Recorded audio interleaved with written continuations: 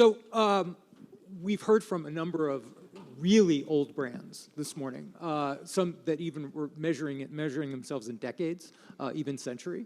And I think it's a good place to wrap this morning with talking about something that's been referred to throughout the morning, which is the direct-to-consumer channel, and especially emerging direct-to-consumer brands and the ways in which they're disrupting traditional channels, in addition to all the other digital disruptions that are going on.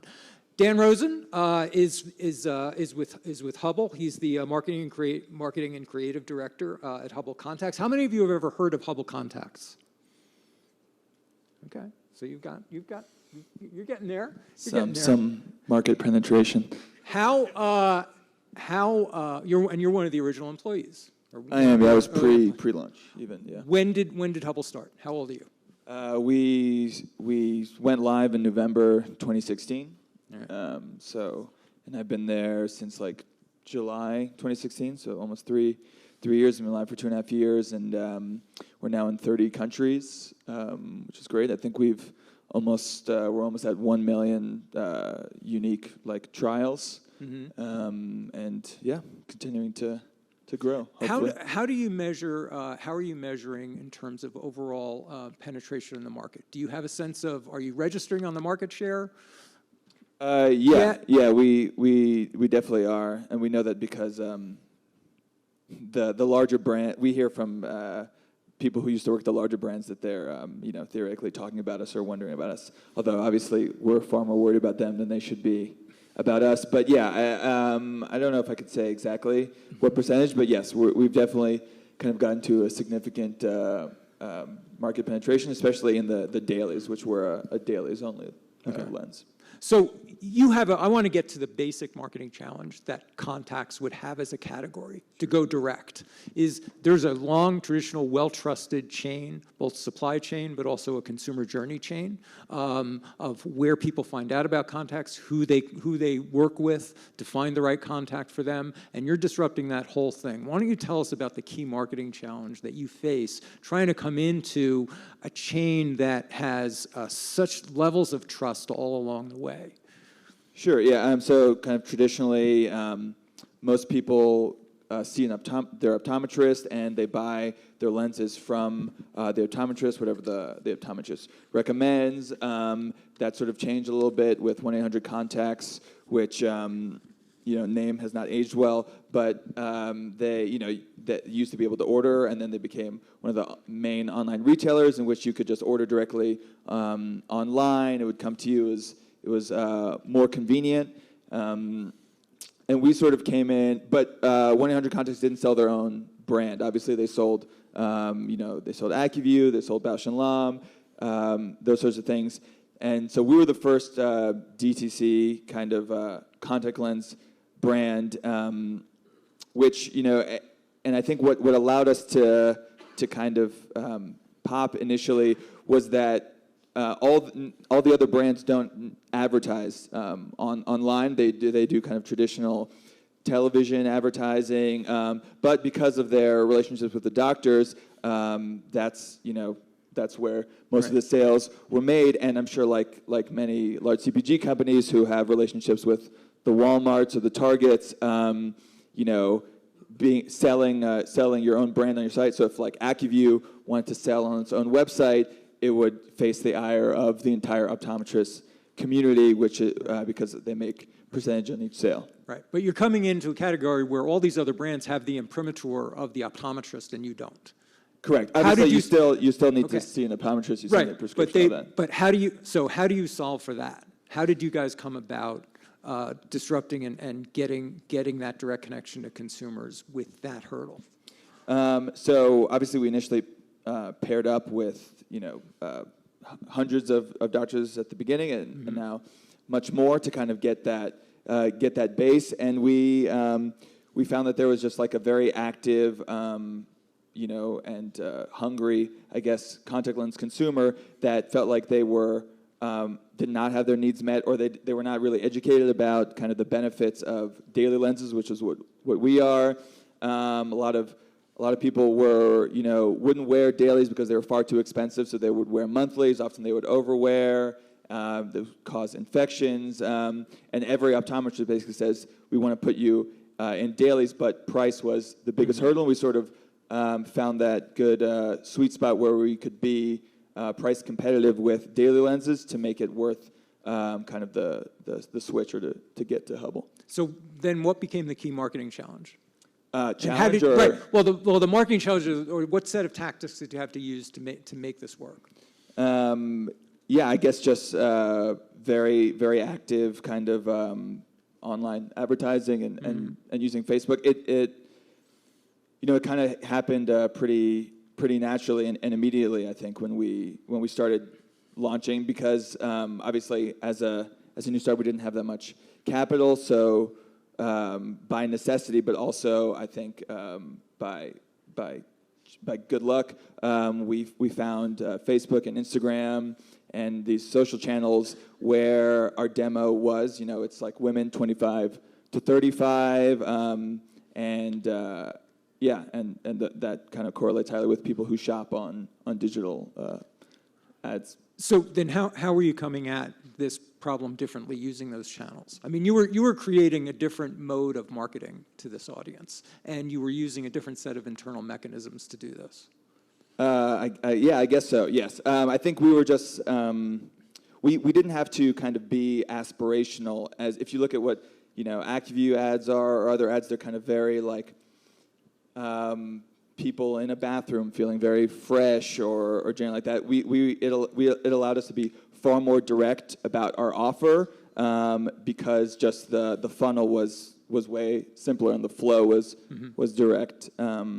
Yeah. Well, tell us about those key marketing moves that you made that resonated. What were the things that broke through in these channels that resonated with consumers that they really wanted? Because you were doing a lot of, you're doing and you continue to do test and learn.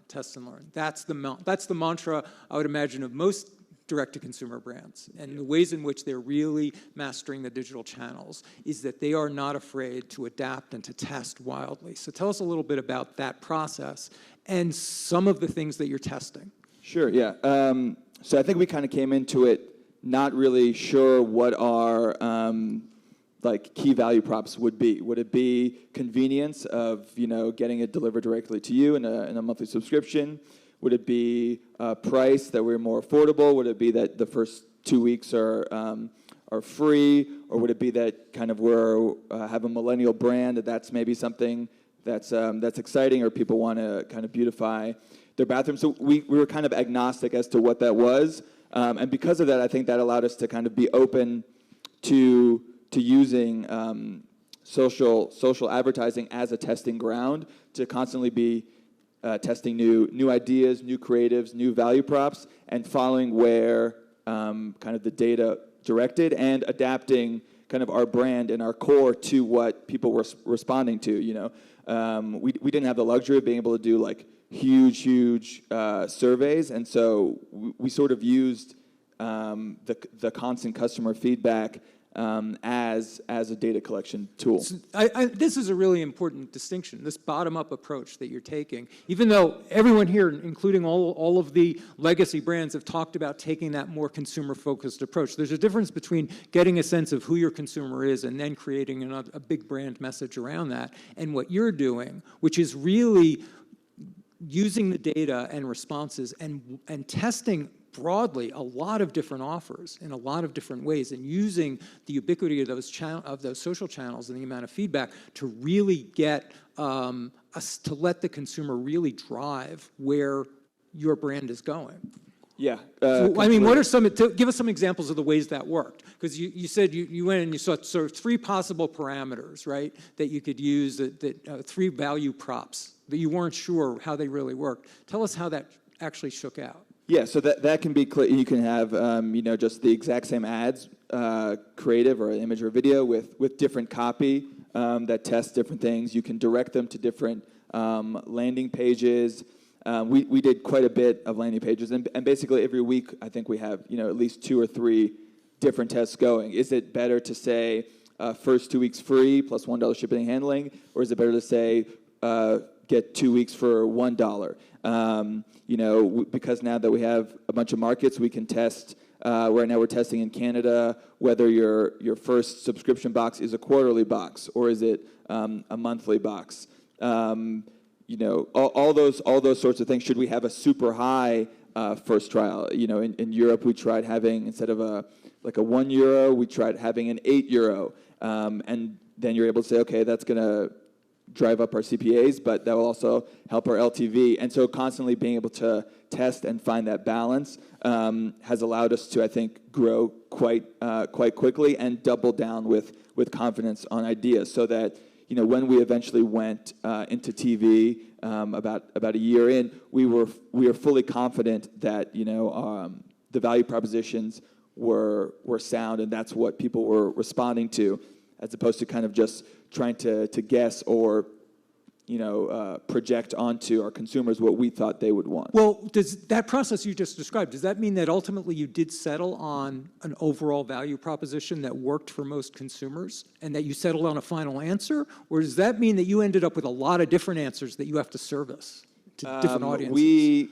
We basically saw that price was kind of the biggest driver, and giving that ability to test for 2 weeks has by far been the most success. So we've sort of doubled down on that in almost a grotesque, simplified way, at least on the just creative front. But yeah, most of our ads say get 30 contacts for $1, and we find that just that opportunity to try a new product, especially contact lenses, has been really great. But it's also it's not just in the messaging, also in the creative strategy.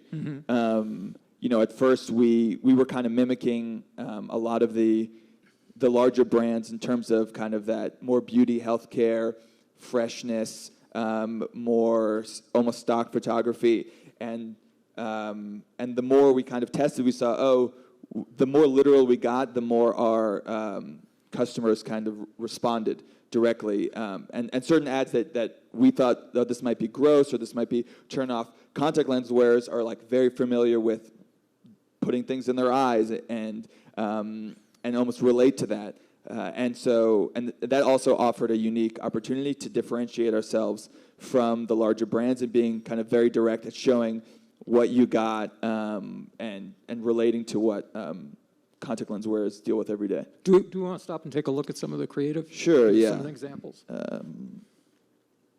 So these are just kind of two examples of still ads that we've been running. So this ad on the right, we just took this image and we probably tried about 50 different patterns. So during Christmas time, it's like holly. In the summer, it's it's like more tropics.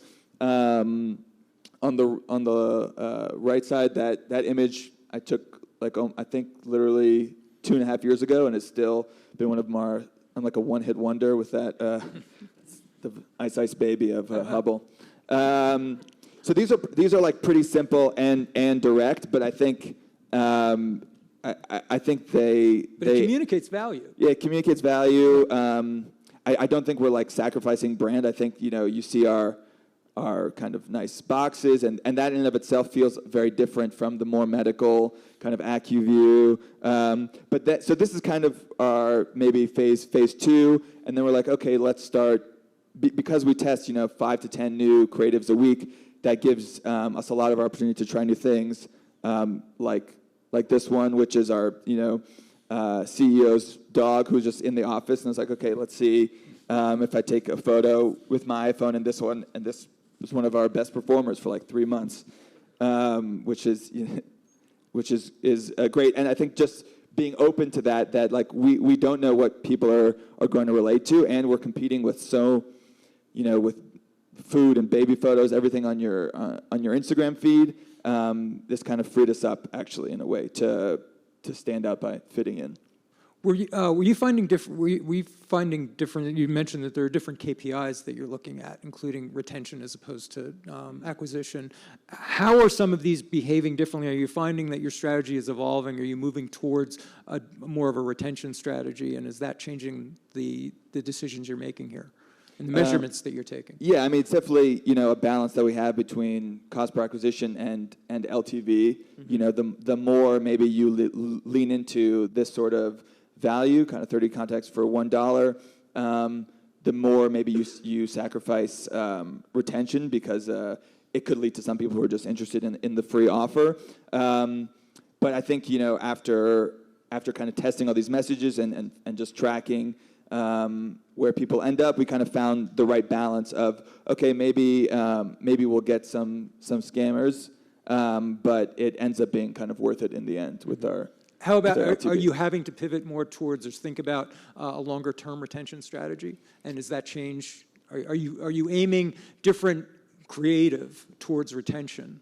Because you're using social media, you're able to retarget your own customers if you want. You're able to keep the brand in mind for them. Are you changing your strategy and as you're thinking longer term about customer retention? So the biggest thing that we've done in terms of customer retention is actually start a sister company. And this is just inherently some of the limits of small DTC company. We don't have huge money to invest in R&D like some of the big CPG brands here.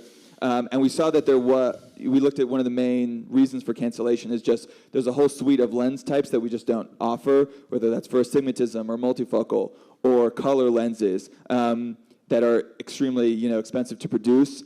And so maybe years down the line we'll be able to kind of purchase our own factory or create our own lenses, but we kind of saw that there was a lot of losses there. So we started a site called Contacts Cart, which actually sells all the other brands of lenses. I want to underscore this. Yeah. You created a company that sells your competitors. Correct. Because we saw that we were losing so many customers just because we weren't able to satisfy their needs. And so as opposed to just completely losing them, we already had them, right? We have all these canceled customers, or we have people who have signed up for, Torics waiting lists. We know which audiences are successful on Facebook and Instagram, and kind of all the lookalikes that create of that, all the creative styles that work. So it's this huge segment of the contact lens market that we just weren't able to meet. And so instead of saying, okay, well, we'll save this for like when we get purchased by a big CPG company, we're like, and they can throw money at this. We said, well, let's just satisfy these customers now, and then also we now gain access to huge amounts of data as to what people are interested in, what types of lenses, so that when we do actually move forward, we know, should we move forward with toric lenses? Should we move forward with color lenses? That sort of thing. Well, and again, I want to underscore another piece of this that just, when we were on our call, it just blew me away. You're not only are selling your competitors, but you've also demonstrated that you know how to sell your competitors better than they do. You have data about behaviors of contact buyers, especially those who will buy online, that in many ways they don't have. So you could arguably, you're able to sell their product better than they are. Correct, and I think, and moreover, they're not able to because of their kind of relationships with their supply chain and their retail. So they're kind of handicapped. So right now, if you see like an AccuView ad on Facebook, it'll just take you to a landing page with some info about AccuView, which is like, okay, that's very nice. How are you measuring, ROI on that ad? And it's pure brand awareness, which is important, but that's not going to compare to an ad that's, optimized for conversion to AccuView, and that allows people to buy it directly. Now, there's another thing that you guys are doing that really fascinated me, and that's the ways in which you introduce or test new product ideas. Now, one of the things that almost all of the direct-to-consumer brands are starting to do, at least the older ones, are starting to realize they need to expand their product portfolio. They want to own brand categories, so they start moving into aligned product. You decided you wanted to try eye drops. Tell me how you did that, because I think this is great. So yeah, this was probably a year in. We were thinking about, okay, should we test eye drops? Would that be an add-on that consumers were interested in? But the the cost of designing and manufacturing and ordering and fulfilling eye-drops was very expensive for a test. So what we did was we added it to our website, and I created like a mock kind of eye-drop brand, and we launched ads to see what demand would be, and then we refunded the people who bought it, and we were able to see whether this would be worth it. So we never had the product, but I mean, I think that's kind of symptomatic of how we're using Facebook and Instagram generally as just a testing ground for everything, because we assume that we're idiots and we don't know anything, but that people will tell us kind of what they want, what they're interested in. Part of the reason we did Contacts Cart was because we got so much feedback on ads in comments that people wanted toric lenses, and that was one of the main reasons they weren't buying or that they were canceling. And so really having access directly to consumers has really been invaluable for us. Did you get any pushback on that you launched that you advertised a product that didn't exist? We sent a very nice email apologizing, and I think we didn't take anyone's money. I mean, this is if you think about what Google does all the time, where when you're typing in the CAPTCHA whether this or we have to select whether this is a car or not, right? That's them training their automated car algorithm. We're all being used to some capacity, but also the purpose is to better our service and our product in the end. That's an interesting existential point, I think, is that one of the things that this generation of direct-to-consumer brands represents is a new class of consumer that sort of is in on the game, understands we're consumers, that we're part of a system, and that in fact we are test subjects. And that's actually part of the system. Yeah. I think for sure there's kind of a self-awareness. I mean, AdWallet is literally going to start a company where you pay to watch ads. So there is some sort of kind of self-awareness and hyper-awareness that comes into it for sure. I want to talk about the internals here. Internally, so this is a culture of test and learn, of rapidly putting out a lot of different creative and tests, and then also being able to very quickly respond to what you're learning from them. Tell us a little bit about how you're organizing that internally, what that looks like to make that work, but also how you do that at scale. As you're now growing into a much larger company, as you're now in 30 markets, how are you able to keep that fleetness as you're growing so quickly?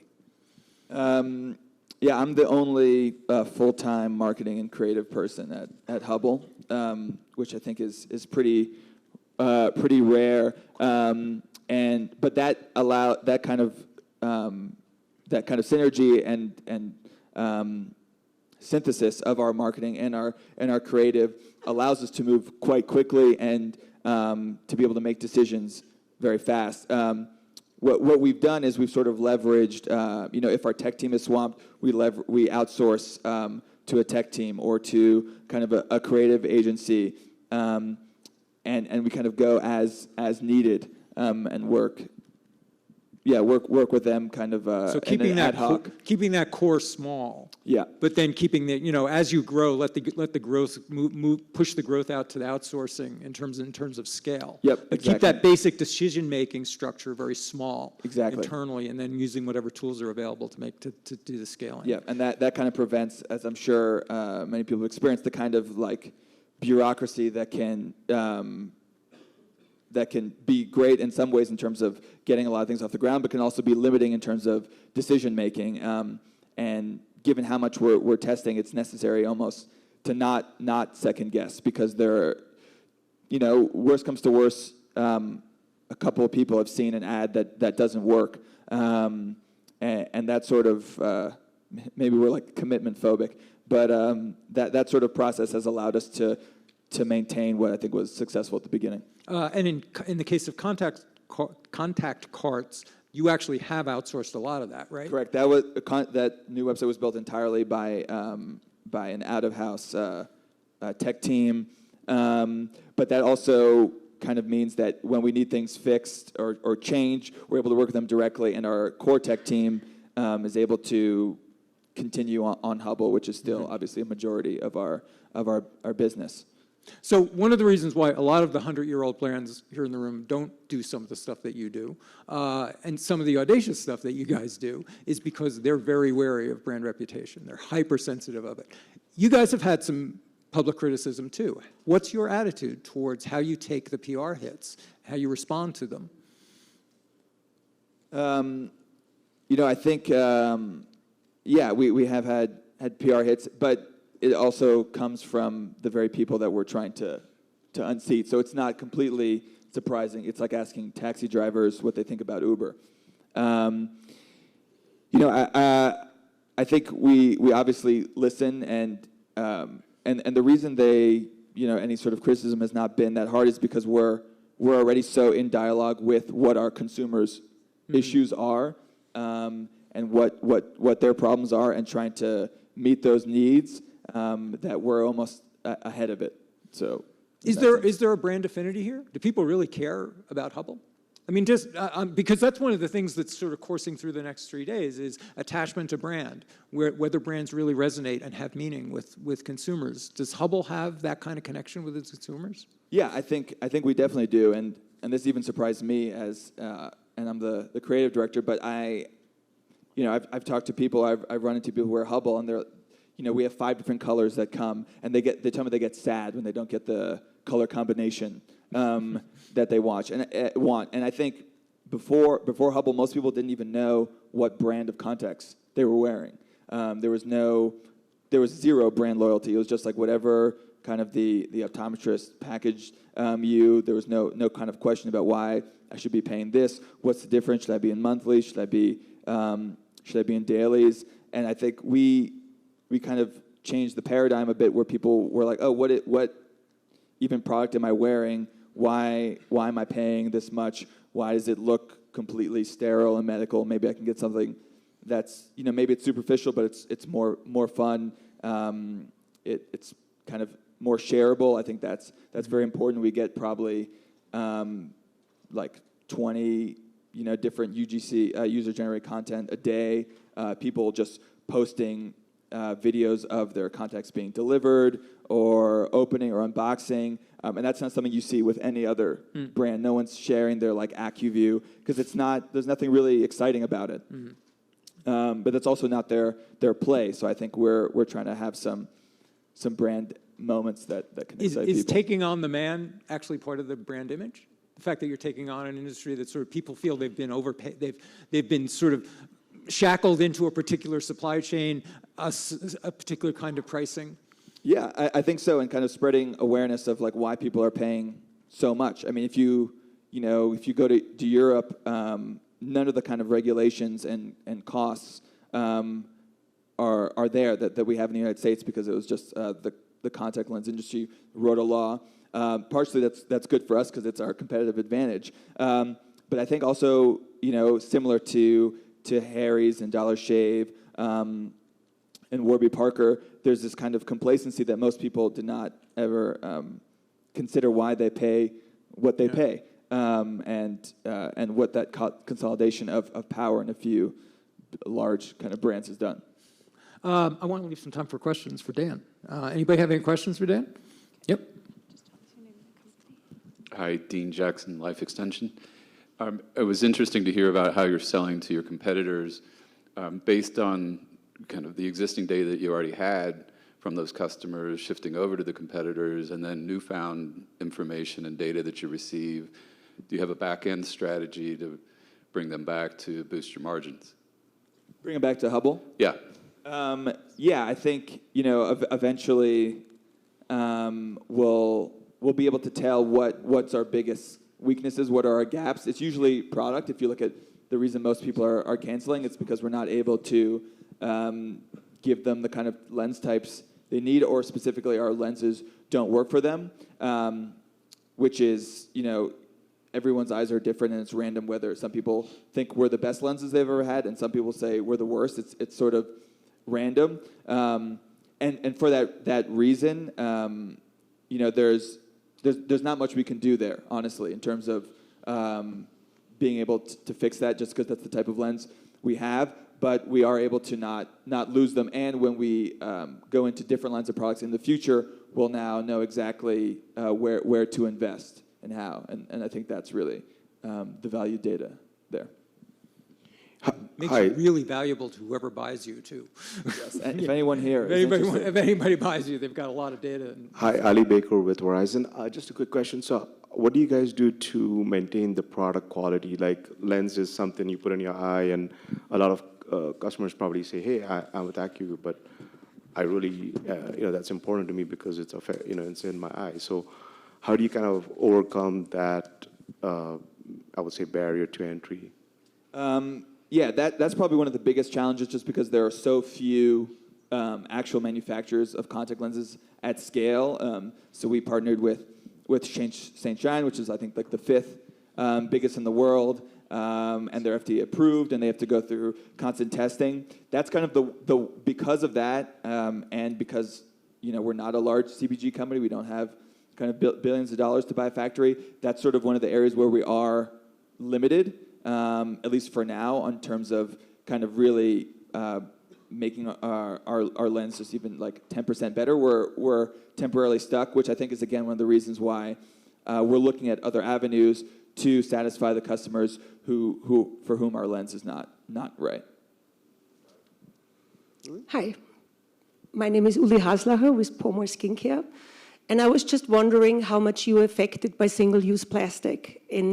If your consumer worries about that, hearing it's a female 25 to 35, is there different states like California or Washington where you have less consumers because they are worried about single-use plastic and it affects brands? So I just recently changed to dailies, and I cannot believe the amount of plastic. So I'm actually changing back. So that's my force to go back. Are you affected by single-use plastic concerns?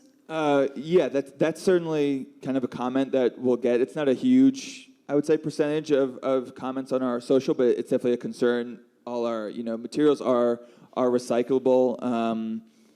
I think one of the main things that people don't realize is that with monthly lenses or biweekly, you then have to buy contact solution and contact cases, which actually ends up being very similar in terms of the plastic waste.